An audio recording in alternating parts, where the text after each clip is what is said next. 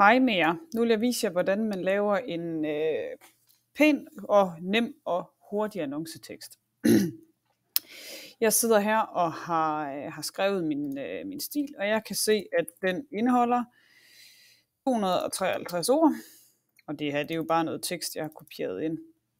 Så jeg skriver lige 253 ord hernede i bunden af teksten. Og så skal jeg i gang med at have det her til at se ordentligt ud. Og det gør jeg ved, at jeg laver en overskrift, som skiller sig ud. Så jeg vælger en eller anden skrifttype, som jeg tænker, den ser flot. Den kan jeg godt lide, den kan et eller andet. Og så skal vi ellers have den til at fylde sådan nogenlunde øverste linje. Det kan også være, at jeg synes, den skal have en anden farve. Generelt, når I arbejder med layout, så skal I lade være med at have 67 forskellige skrifttyper. Så I har en til jeres brødtekst, og så har I en, I bruger ud over det. Så det er kun 2 forskellige. Jeg skal lige have skrevet på hernede, at det er fra Nordjyllands Idræts Efterskole Stidsholdt. Sådan der. Så man kan se, at det ikke bare er en tilfældig 10 af, men det er vores 10 af. Og den vil jeg også lige bruge til min hilsen her, så der vælger jeg igen den skrifttype. Jeg tænkte, det var altså godt nok den her, jeg bare ikke kunne leve uden. Og laver den lige samme farve også, og så kan det være det her, hvor vi er fra. Det gør jeg lige en anelse mindre, så det ikke fylder så meget. Så har vi den her praktiske info, og den skal helst være nem at finde, og det kan også være en pakkeliste eller et eller andet, man skal lave, når det er. Inde i jeres indsæt, der ligger der sådan nogle figurer her. Hvis I klikker på den her lille en, så kommer der alle mulige forskellige frem. Jeg kan godt lide, at når det er ting, man skal huske, så kan man bruge den her post-it en. Og den smider jeg lige ind et tilfældigt sted her.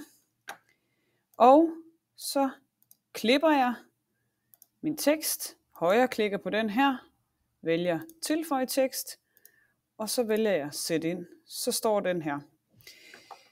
Det kan være, at man vil have den til at være blå, som den er her. Det kan også være, at man synes, det er ikke så fedt. Så når jeg trykker på den her, så kan I se, så bliver figurformat menulinjen, den bliver aktiv heroppe i toppen. Så den trykker jeg lige på, og så siger jeg, at jeg vil egentlig hellere have en lyseblå post-it her. Så det er lige det bliver. Og så er den måske ikke mest hensigtsmæssigt, at det er skrevet med hvid. Så derfor så vælger jeg lige sort i stedet for. Og jeg gør også det, at praktisk info, som jo er den, der skal være hurtigere at finde, den bliver lige lavet lidt større. Når jeg trykker på den her igen, jamen så figurformat, så bliver den faktisk aktiv heroppe. Og der kan jeg også gøre det, at jeg vælger, at jeg gerne vil have lidt skygge på. Sådan der, så ligger der lidt skygge bag ved den. Derudover så er der den, der hedder arranger heroppe. Den hedder bare ombryd tekst ved jer, der er PC-bruger. Og ombryd tekst, og så tager I den, der hedder lille afstand, den hedder tæt på PC. Så kan man også lige dreje den lidt, hvis man gerne vil det, og så kan man flytte den herover til siden, så kan I se, så flytter teksten sig sammen med. Så har vi simpelthen fået praktisk info på her. Derudover så skulle der jo være noget billedmodalitet, der ligesom understøttede det her. Og jeg har gjort det, at jeg har fundet sådan et billede her. Jeg tænkte, det kunne bare være mega godt, så det kopierer jeg lige og smider ind i min besvarelse her. Og det jeg gerne vil, det er, at det kommer til at ligge så lidt i baggrunden. Når jeg trykker på billedet, ligesom ved figuren, så bliver billedformatering aktiv heroppe. Og der vil jeg igen ombryde tekst, og der vælger jeg bagved tekst, fordi så kommer den til at ligge inde bagved. Derudover så vil jeg gerne have den nedtonet lidt. Og det gør jeg ved gennemsigtighed, og så vælger jeg, at den skal være næsten gennemsigtig. Det kan være, at den skal være endnu mere gennemsigtig. Sådan der.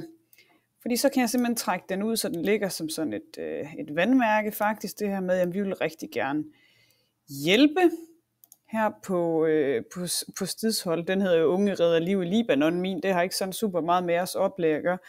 Men så har jeg smidt den ind her. Så kan det være, at man også lige vil, sådan nogle af jer sagde, at jeg vil gerne have et billede af den klasse, der hjælper her. Så den smider jeg også lige ind. Trykker på billedet. Billedformatering bliver aktiv heroppe. Ombryd tekst. Og så vælger jeg foran tekst. Og så kan det også være, at jeg gerne vil have en konturkant her. sådan at der er sådan en kant omkring billedet. Og så kan det være, at man lige vil have den til at vippe den anden vej, eller et eller andet her. Sådan at man kan se, okay, det er den her klasse, det drejer sig om.